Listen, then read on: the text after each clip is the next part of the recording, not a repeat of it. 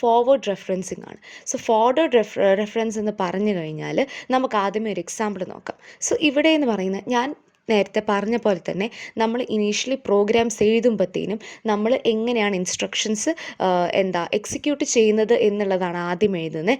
അത് കഴിഞ്ഞിട്ടാണ് നമ്മൾ ഇതിൻ്റെ ഓരോന്നിനും ഡെഫിനിഷൻ എഴുതുന്നത്. ഇപ്പോൾ അത് വേരിയബിൾ ആണെന്നുണ്ടെങ്കിൽ അതിൻ്റെ ഡെഫിനിഷൻസ് എഴുതുന്നത്. ഇപ്പോൾ നിങ്ങൾക്ക് കാണാനായിട്ട് സാധിക്കും ഈ ഒരു പ്രോഗ്രാമിൽ.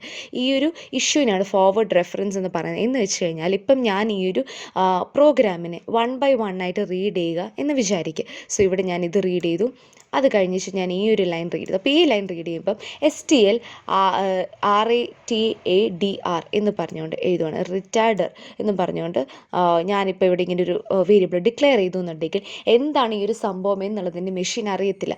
എന്തുകൊണ്ടാണ് അതിൻ്റെ ഡെഫിനേഷൻ എന്ന് പറയുന്നത് ഒരുപാട് താഴെ 95-ലായിരിക്കും കൊടുത്തിട്ടുണ്ടാവുന്നത്. ഈ ഒരു ഇഷ്യൂവിനെയാണ് നമ്മൾ ഫോർവേഡ് റെഫറൻസിങ് എന്ന് പറയുന്നത്. ഈ ഒരു ഫോർവേഡ് റെഫറൻസിനെ നമുക്ക് ഓവർകം ചെയ്യാനായിട്ട് സാധിക്കുന്നത് മൾട്ടിപ്പിൾ പാസുള്ള അസംബ്ലേഴ്സിനെ യൂസ് ചെയ്തിട്ടാണ്. അല്ലെങ്കിൽ ഇപ്പോൾ ഇവിടെ ഈ കേസിൽ പറയുകയാണെന്നുണ്ടെങ്കിൽ 2 പാസ് അസംബ്ലറിനെ യൂസ് ചെയ്തിട്ടാണ്.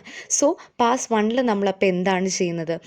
ഈ ഒരു എൻറ്റയർ പ്രോഗ്രാമിൽ നമ്മൾ സ്കാൻ ചെയ്യും for label definitions and assign the addresses.